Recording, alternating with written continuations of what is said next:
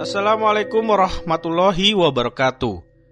Kembali lagi dengan saya Ranskai yang akan menemani Sobat Misteri memasuki gerbang mimpi dengan perasaan horny, horor malam ini. Dan untuk kisah yang akan saya bawakan kali ini yaitu sebuah kisah berjudul Tumbal Pengikut Setan by Safriadi Putra. Dan sebelum kita lanjutkan ke ceritanya, tekan dulu tombol like video ini dan jangan lupa juga tombol subscribe untuk channel ini. Nyalakan juga lonceng notifikasinya agar kalian tidak ketinggalan cerita-cerita dari episode horny lainnya. Dan seperti apa kisah kali ini?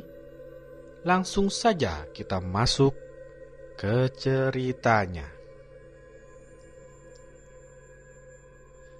Mbak Sarah,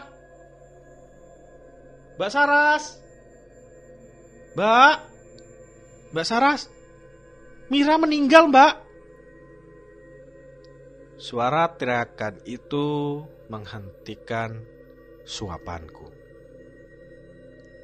Seketika mataku mengarah ke jendela. Di halaman terlihat Bude Kirana sedang berlari menuju pintu rumahku yang tidak tertutup.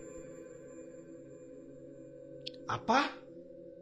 Kamu yakin dia meninggal?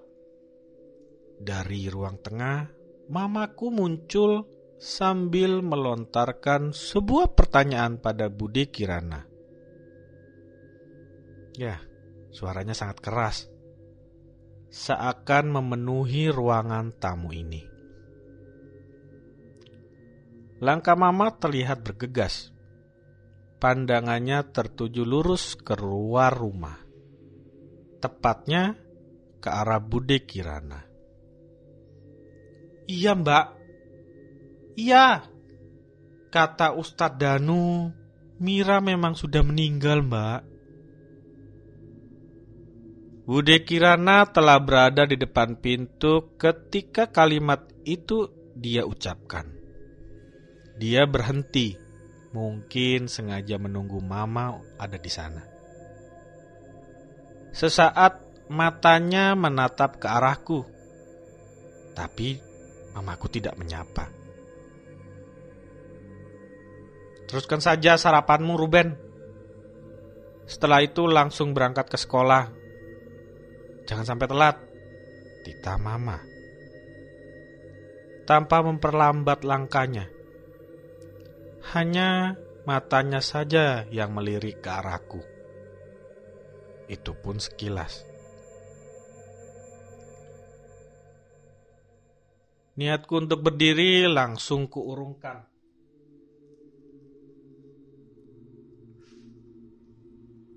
Tertahan oleh titah mama.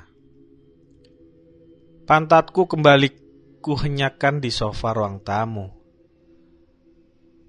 Tepat favorit bagiku di saat menikmati sarapan pagi. Aku memang lebih senang menikmati sarapan di ruang tamu daripada di ruang tengah, yang di sana terdapat meja makannya. Hanya itu pesan mama padaku. Setelah itu beliau dan Bude Kirana dengan bergegas menuju ke rumah kakek, di mana selama ini Bude Mira tinggal.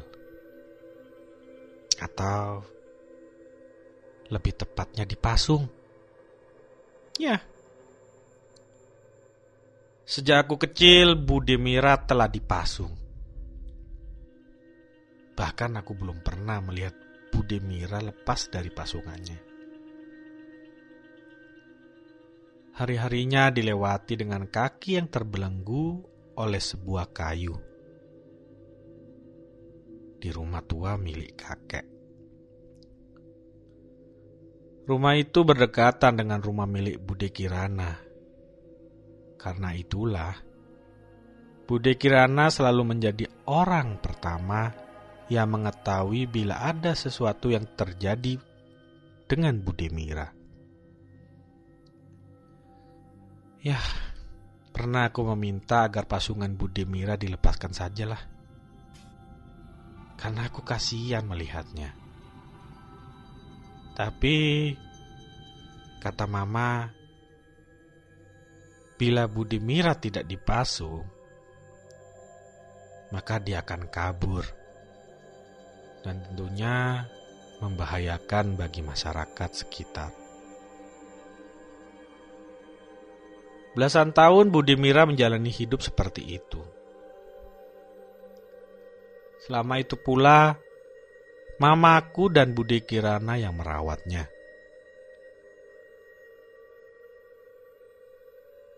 Mamaku telah memiliki rumah sendiri. Begitu pula dengan Bude Kirana. Mereka berdua membangun rumah di tanah warisan yang ditinggal kakek. Suami Bude Kirana adalah seorang guru yang mengajar di sebuah sekolah dasar. Sementara Mamaku telah lama menjadi janda. Bahkan aku saja tidak mengenal bentuk dan rupa ayahku sendiri. Untuk memenuhi kebutuhan hidup sehari-hari, Mamaku bekerja sebagai pedagang. Menjual perabotan rumah tangga dengan cara cicilan.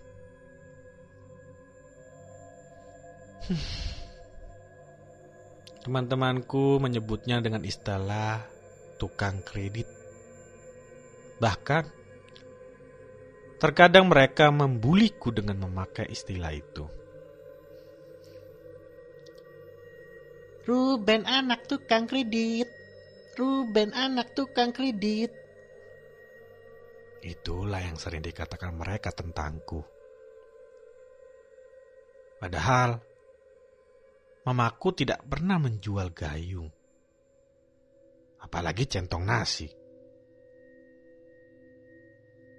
Mamaku hanya menjual dispenser, kulkas, TV, dan perabotan besar lainnya.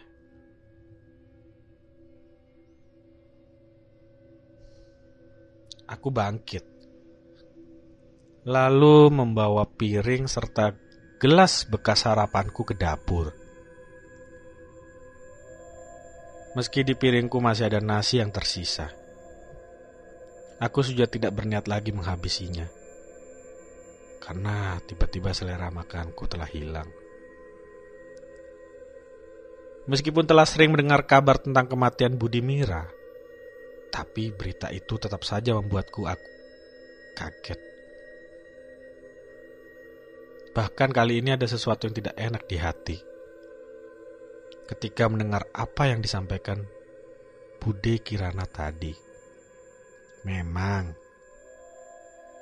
berita tentang kematian Bu Demira telah sering kudengar. Seingatku, sudah 6 kali Bu Demira meninggal. Tapi beliau selalu hidup lagi. Dan selalu bikin heboh masyarakat di kampungku. Bagaimana tidak heboh? Setelah Bu Demira dinyatakan meninggal, beberapa saat kemudian beliau hidup lagi. Suatu ketika, di saat jasad Bu Demira telah dimandikan dan dikafankan, tiba-tiba beliau bangkit dan hidup lagi. Bahkan ada yang lebih horor dari itu. Pernah terjadi di saat Bu Demira telah dibaringkan di liang lahat. Beliau menggeliat, lalu menangis meraung-raung. Ya tentu saja kejadian itu membuat heboh di santero tempat pemakaman tersebut. Karuan saja, sebagian besar orang yang ada di sana lari terbirit-birit kalang kabut. Berita itu sempat viral beberapa lama dan akhirnya meredup. lalu hilang begitu saja. Bagi masyarakat, hal tersebut adalah peristiwa yang mengerikan. Tentunya sekaligus menggemparkan. Akibatnya peristiwa itu menjadi bahan gibah sepanjang hari.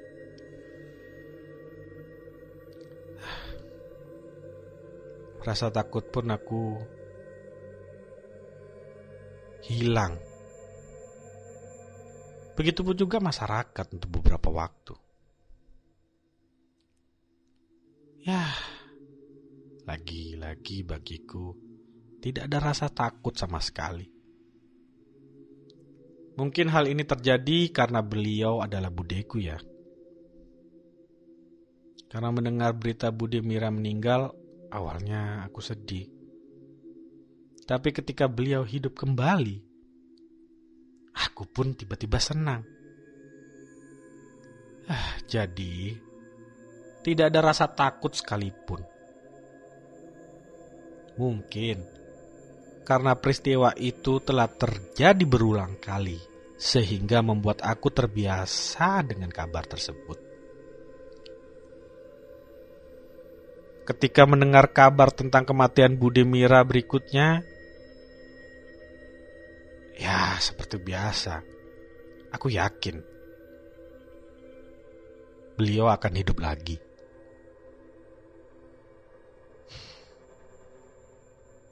Tapi hari ini terasa lain.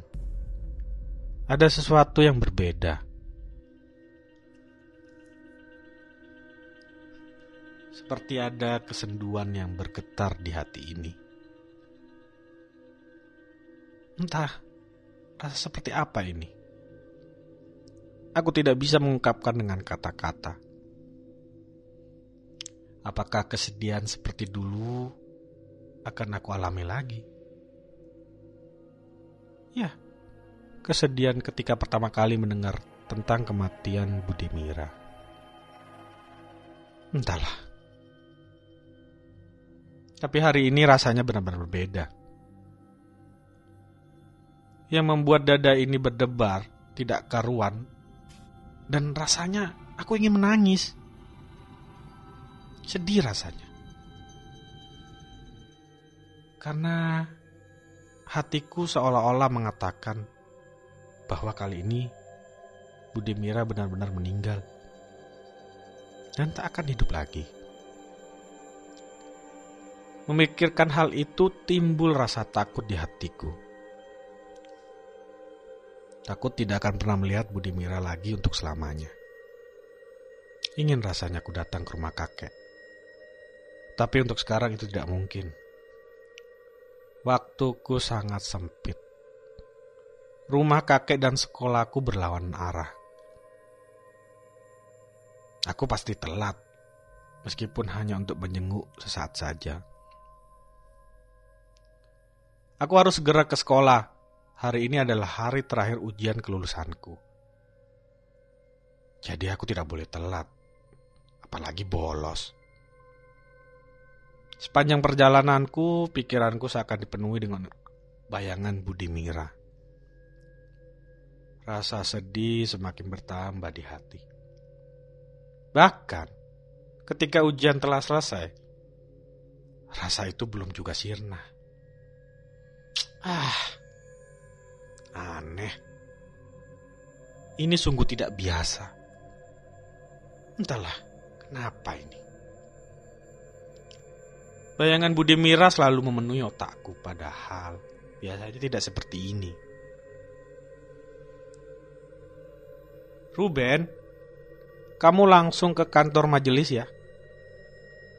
Ada yang menunggu kamu di sana, kata Bu Lasmi ketika aku menyerahkan lembaran kertas ujianku. Bu Lasmi adalah guru yang mengawasi ujian kami hari ini. Aku mengiyakan perintah Bu Lasmi. Bersama dengan itu, di kepalaku bermunculan lagi berbagai pertanyaan. Untuk apa aku disuruh ke kantor majelis guru segala? Padahal, biasanya setiap selesai ujian aku langsung pulang. Ketika aku menuju lokasi tempat majelis guru berada, Bayangan Budimira kembali memenuhi isi kepala, yang bercampur dengan berbagai pertanyaan-pertanyaan di pikiranku. Ruben, ayo pulang sama Om. Kamu sedang ditunggu di rumah, seru Om Warsito ketika kakiku baru saja menginjak halaman kantor majelis guru. Rupanya Om Warsito yang menungguku. Om Warsito adalah tetangga kami. Rumahnya terletak antara rumah mamaku dan rumah Bude Kirana. Jaraknya tidak begitu jauh. Keberadaan Om Warsito justru membuat beberapa pertanyaan tambahan yang menyusul ke dalam hatiku. Mungkin kepalaku penuh sesak, sehingga pertanyaan itu sekarang masuknya ke dalam hati. Entahlah. Kenapa aku harus dijemput segala? Padahal jarak ditempuh dari sekolah ke rumah tidak lebih dari 10 menit perjalanan. Untunglah aku mampu menipis pertanyaan itu. Mungkin aku dijemput oleh Om Warsito karena bule benar-benar telah meninggal dan tidak bisa hidup lagi seperti yang sudah-sudah. Tapi aku masih berharap. Semoga budeku hidup kembali seperti waktu itu. Bagaimana ujianmu tadi, Ben? Soal-soal yang ditanyakan tidak sulit kan? Hanya kalimat itu yang keluar dari Om Warsito ketika kami sedang berjalan menuju area parkir, di mana motornya dia titipkan. Aku pun menjawab pertanyaan itu ala kadarnya. Setelah motor melaju, kami berdua hanya saling diam.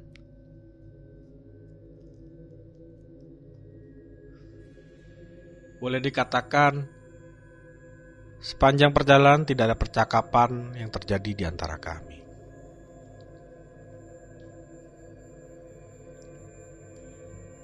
Rumah kakek telah dipenuhi oleh warga. Bendera hitam pun terpasang di sana. Tanda penghuni sedang berduka cita.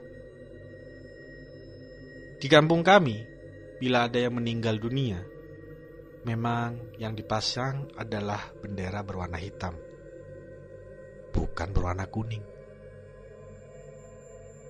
Kedatangan kami disambut dengan tatapan oleh hampir semua warga yang berada di halaman maupun teras rumah. Namun tidak ada di antara mereka yang menyapa kami. Hanya suara bisik-bisik yang terdengar dari mulut mereka.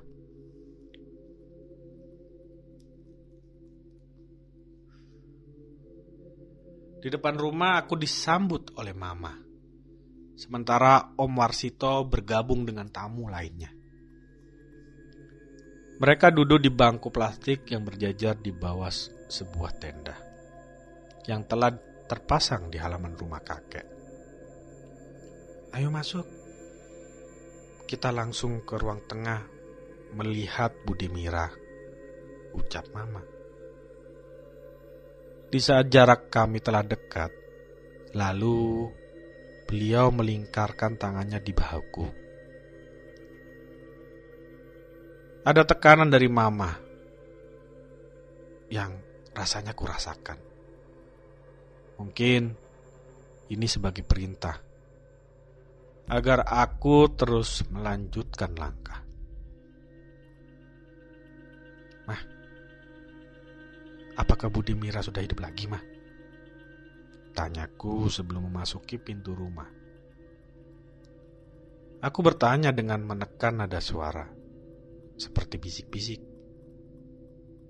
Tidak, Budimira tidak hidup lagi. Bude telah meninggal untuk selamanya. Makanya kamu harus segera memberi salam perpisahan kepada Budimira. Dan tentunya mendoakan sambil mengusap wajahnya ya. Apa yang diucapkan Mama membuat langkahku terhenti. Dengan sedikit mengangkat kepala, aku menatap wajah beliau. Rupanya benar, Budimira tidak hidup lagi. Mungkin inilah yang membuat perasaanku menjadi berbeda atas kematian Budimira kali ini. Bahkan, mungkin juga hal ini yang menyebabkan bermunculannya berbagai pertanyaan di kepalaku dari tadi. Ternyata, aku tidak akan pernah lagi melihat Budimira untuk selamanya.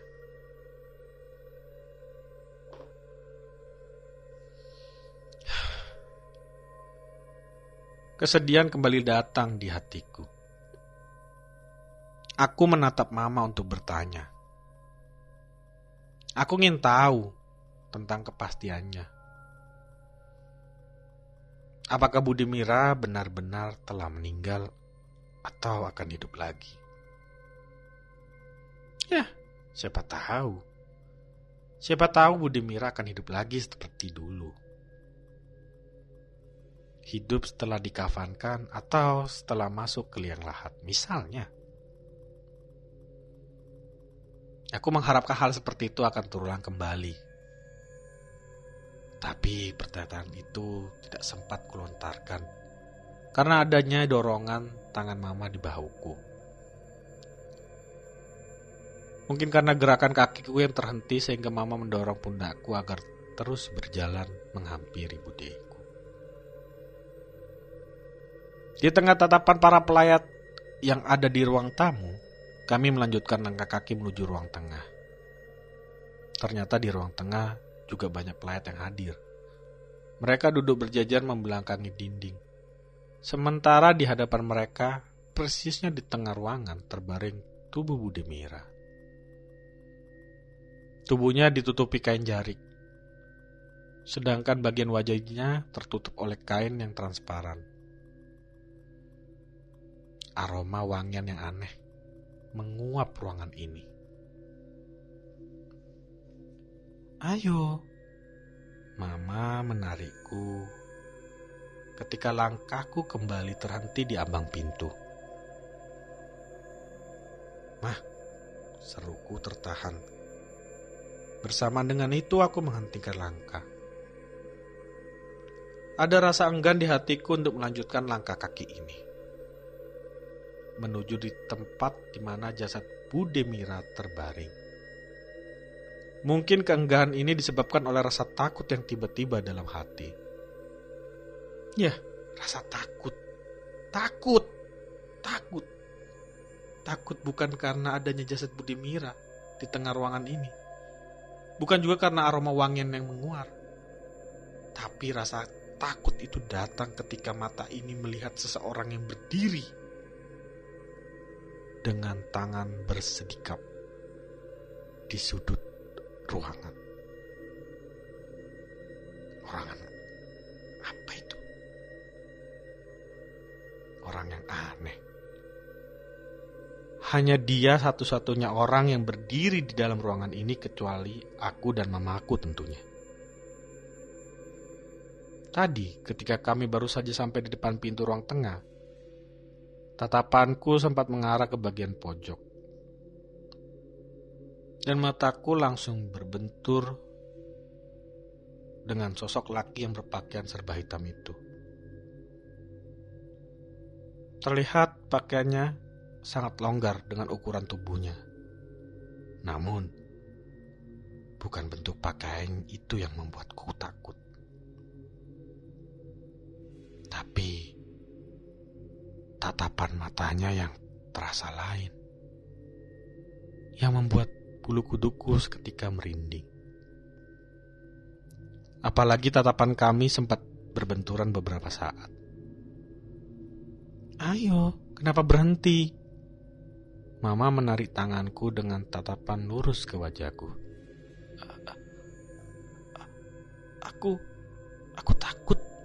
Aku takut, Ma, bisikku. Loh, kenapa harus takut, Nak? Itu kan Budimira. Ujung Mama melirik ke jasad Budimira. Mah, siapa orang yang berdiri di pojok itu? Tanyaku. berusaha menekan suara serendah mungkin, berharap tidak ada orang lain yang mendengarkannya.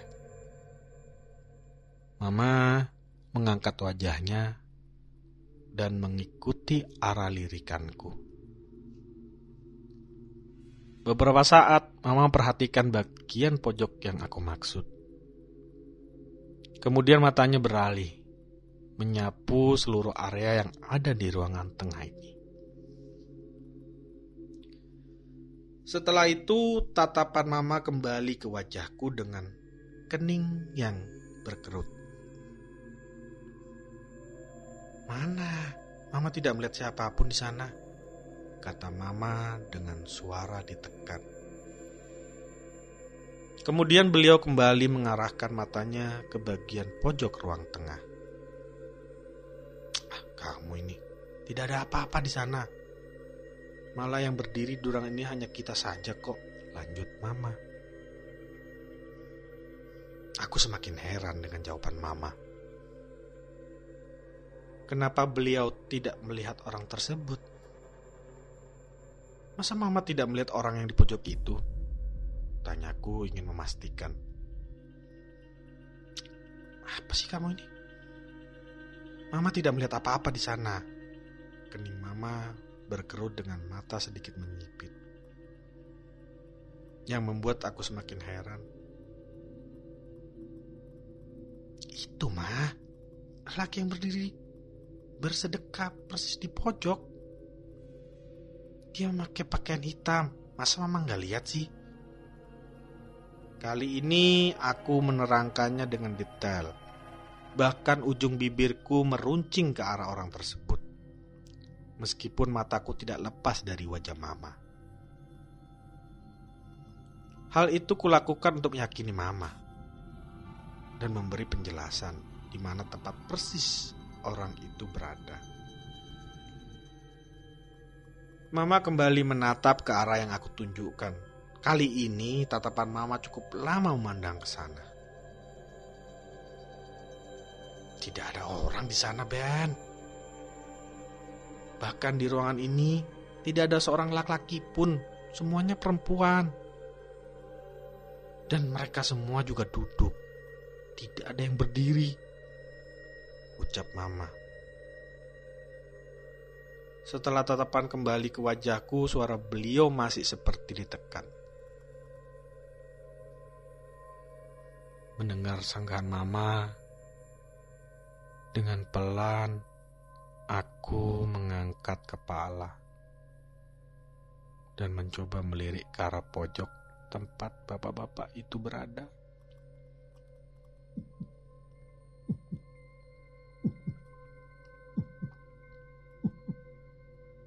Kali ini dadaku berdetak,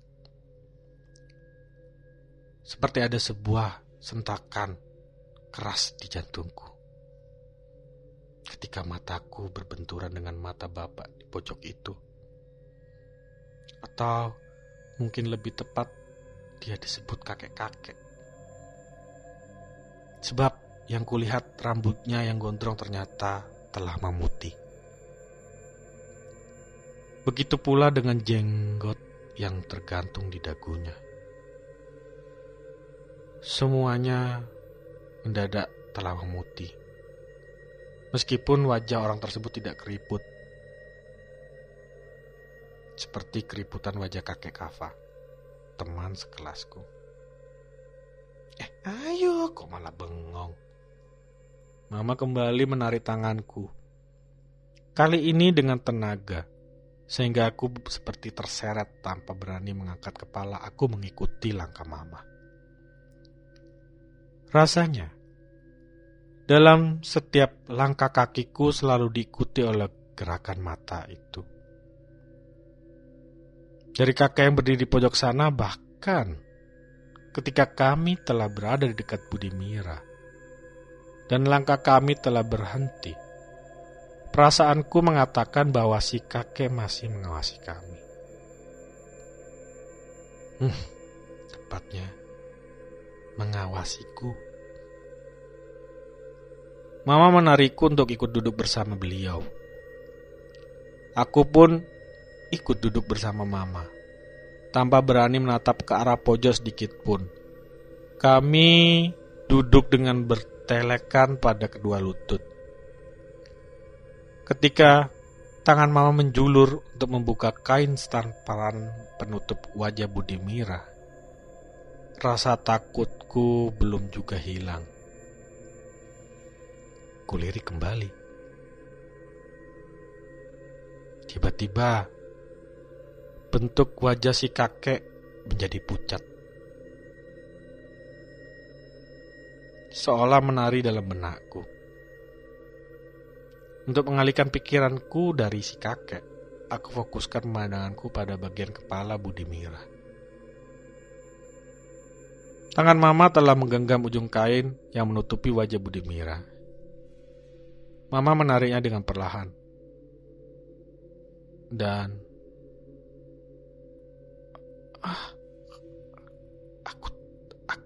aku terpekik pelan. Meskipun kain penutup wajah Budimira belum selesai dibuka oleh Mama dengan sempurna, tapi aku telah membuat diriku sendiri terkejut. Untunglah tanganku dengan refleks bergerak ke arah mulut dan menutupnya, sehingga pekikan yang keluar dari mulutku tidak terlalu keras. Bagaimana tidak kaget ketika kain penutup itu baru tersingkap.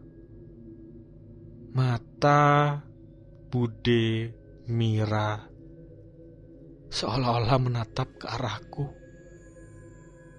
dan dia melotot. Entah kenapa ini. Kali ini Budimira meninggal kok dengan wajah menyeramkan seperti itu. Matanya melotot. Bahkan kedua bola matanya seperti akan keluar dari rongganya. Ketika kain penutup wajah itu telah terbuka dengan sempurna, ternyata tidak hanya mata, tapi mulut Budimira juga membuatku ngeri. Mulutnya terbuka, menganga lebar. Bahkan saking lebarnya aku dapat melihat dengan jelas langit-langit tenggorokan beliau. Namun, yang mengerikan lagi ketika melihat lidah Budimira. Lidah Budimira menjulur keluar dan agak miring ke kiri.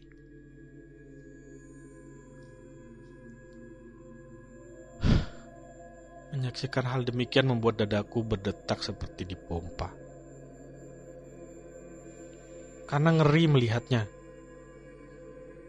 Dengan cepat aku mengangkat kepala dan mengalihkan pandanganku pada Budimira. Tapi sialnya, pandanganku justru tertuju ke arah pojok.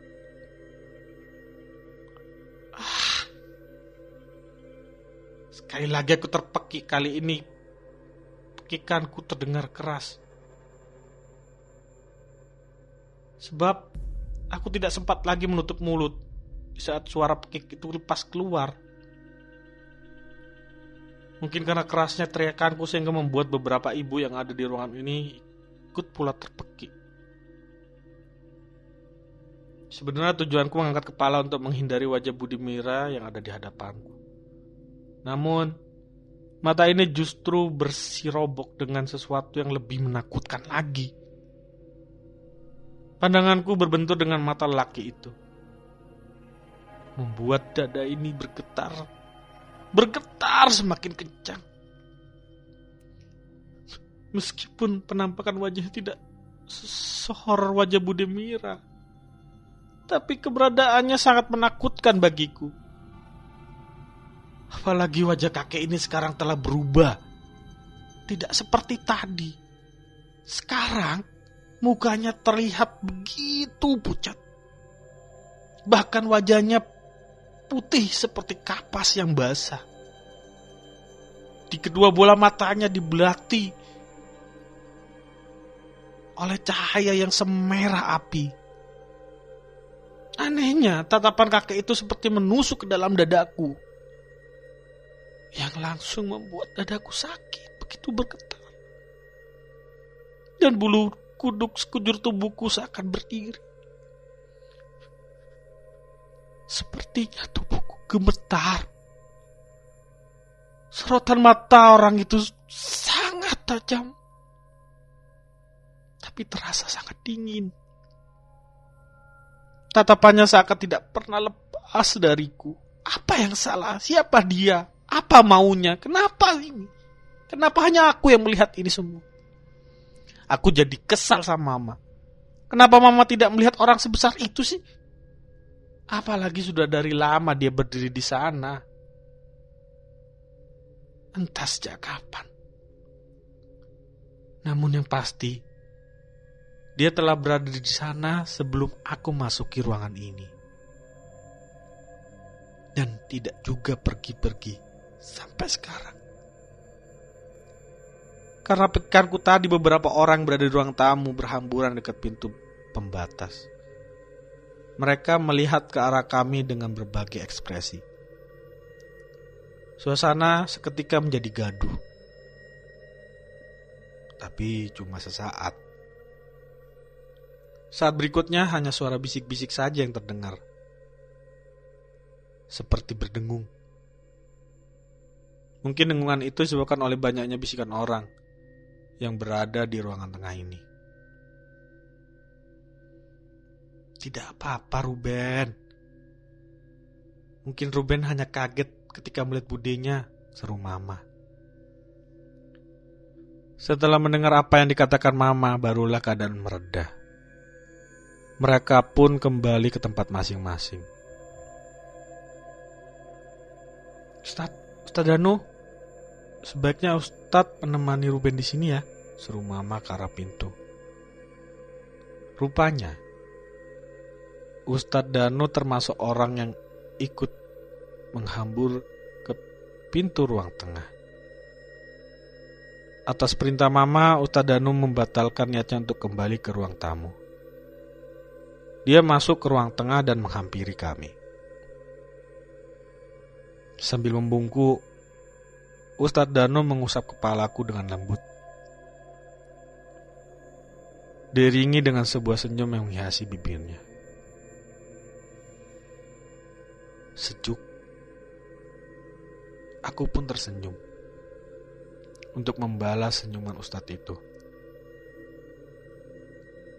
Kemudian ia duduk berlutut di sampingku sehingga membuat tinggi kami hampir sejajar. Berarti di ruangan ini sekarang telah ada 3 lelaki. Aku, Ustadz Danu, dan kakek yang berada di pojok.